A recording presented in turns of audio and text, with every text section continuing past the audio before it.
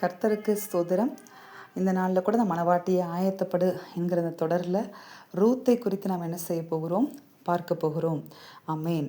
நம்முடைய ஆண்டவராக இயேசு கிறிஸ்து நித்திய மணவாளனாக மத்திய ஆகாயத்தில் வரப்போகிறார். மணவாட்டியாக நாம் என்ன செய்யப்பட்டிருக்கிறோம், பூமியில் வைக்கப்பட்டிருக்கிறோம். நாம் மணவாட்டியாக அவருக்கு ஆயத்தப்பட வேண்டும். ஆயத்தப்பட்டு அவருடைய வருகையில் நாம் அவரை சந்திக்க வேண்டும்.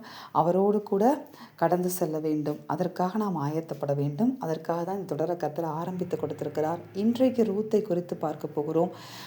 அவர் சொற்படி செய்கிற மணவாட்டி அப்படிங்கிற ஒரு தலைப்பில் நாம் என்ன செய்ய போகிறோம், பார்க்க போகிறோம்.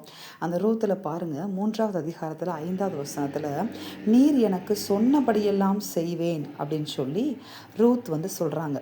ஆமேன். இந்த வார்த்தையை யார்கிட்ட சொல்கிறாங்கன்னு பார்த்தீங்கன்னா, நகோமி கிட்ட சொல்கிறாங்க. நகோமி என்ன செய்கிறாங்க அப்படின்னு பார்த்தீங்கன்னா, பரம போவாசுக்கு, அதாவது பரம போவாசாகிய ஆண்டவராக இயேசு கிறிஸ்துவுக்கு அடையாளமாக இருக்கிற அந்த போவாசின் இடத்துல அவங்கள நெருங்கி கூட்டி சேர்க்கிறதற்காக நகோமி என்ன செய்கிறாங்க அப்படின்னு பார்த்தீங்கன்னா, சில ஆலோசனைகளை ரூத்துக்கு அழகாக வழங்கி கொண்டே இருக்கிறாங்க. ஆமேன். அந்த நகோமி எதுக்கு அடையாளமாக இருக்கிறாங்க அப்படின்னு பார்த்தீங்கன்னா, பரிசுத்த ஆவியானவருக்கு அடையாளமாக இருக்கிறாங்க. நம்மளுக்குள்ள கூட பரிசுத்த ஆவியானவர் என்ன செய்கிறார், கூடவே இருக்கிறார். நம்ம கூட மட்டும் இல்லை, நமக்குள்ளே இருந்து நம்மை வழிநடத்துகிற, எந்நேரமும் ஒவ்வொரு நிமிடமும் நம்மளை வழிநடத்துகிறவராக இருக்கிறார். யாரை நோக்கி வழிநடத்துகிறார் அப்படின்னு நீங்கள் பார்த்தீங்கன்னா, இந்த நகோமி எப்படி போவாசனிடத்தில் ரூத்தை அழகா என்ன செய்தாங்க, வழிநடத்தினாங்களோ அதே போல நம்முடைய பரிசுத்த ஆவியானவர், நமக்குள்ளே இருக்கிற பரிசுத்த ஆவியானவர் பரம போவாசாகிய ஆண்டவராகிய இயேசு கிறிஸ்துவினிடத்தில் நம்ம கிட்டி சேர வேண்டிய அந்த வழிகளில், அந்த ஆலோசனைகளை கர்த்தர் நமக்கு, ஆவியானவர் நமக்கு கற்றுக் கொடுத்து இந்த நகோமியை போல என்ன செய்வார் அப்படின்னு நீங்கள் பார்த்தீங்கன்னா, வழி நடத்தி கொண்டே இருக்கிறார். அப்போ இந்த ரூத் என்ன செஞ்சாங்க அப்படின்னு பார்த்தீங்கன்னா, எந்த கேள்வியுமே கேட்காம நகோமி என்னெல்லாம் சொல்கிறாங்களோ அதுக்கெல்லாம் அப்படியே அவங்க கீழ்ப்படிந்து, அதான் என்ன சொல்கிறாங்க, நீர் எனக்கு சொன்னபடியெல்லாம் செய்வேன் அப்படின்னு சொல்லி நகோமிகிட்ட சொல்கிறாங்க. அப்படி அவங்க சொன்னபடியெல்லாம் செஞ்சாங்க. இறுதியில் ரூத்துடைய புத்தகம் எப்படி முடிவடைந்தது, போவாஸ் ரூத்தை திருமணம் செய்தார். அதே போல் நம்முடைய ஆண்டவர் மத்திய ஆகாயத்தில் மணவாளனாக என்ன செய்ய போகிறார், வரப்போகிறார். பரம போவாசாக வரப்போகிறார்.